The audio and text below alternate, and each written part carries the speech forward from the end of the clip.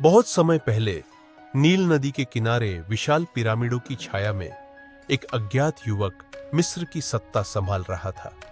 राजा Tutankhamun.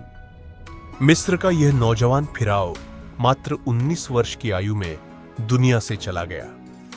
बेशक वह अंतिम शक्तिशाली फिराओ था, लेकिन उसकी मृत्यु आज भी एक गूढ़ रहस्य बन गई है। किसी को यह समझ नहीं आया कि इतिहास के सबसे समृद्ध राजवंश की विरासत को ऐसी जवान उम्र में क्या खत्म कर गया।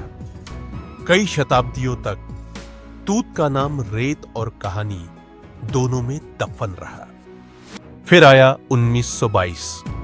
ब्रिटेन से आए एक साहसी पुरातत्वविद हावर्ड कार्टर ने वह खोज कर दिखाई जिसका ख्वाब कई पीढ़ियों ने देखा था।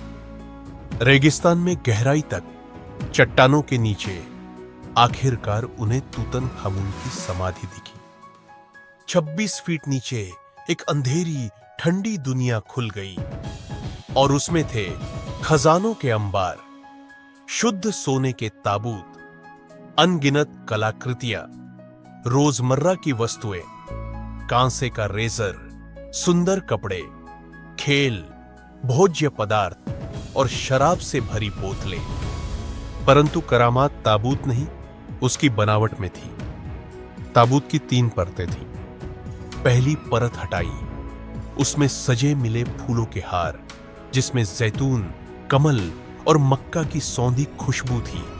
इशारा कि राजा का अंतिम संस्कार वसंत के पवित्र महीनों में हुआ था। तीसरे ताबूत तक पहुंचना कठिन था।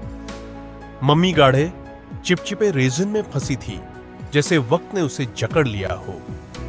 कार्टर ने उसे गर्मी में रखा, पर जब शरीर आजाद न हुआ तो ताबूत की कई परतें उखाड़ी गईं। आखिरकार वैज्ञानिक सावधानी और सम्मान के साथ तूत की मम्मी को बाहर निकाला गया। मम्मी निकलने के बाद भी सवाल वही थे, उसकी मौत का कारण क्या?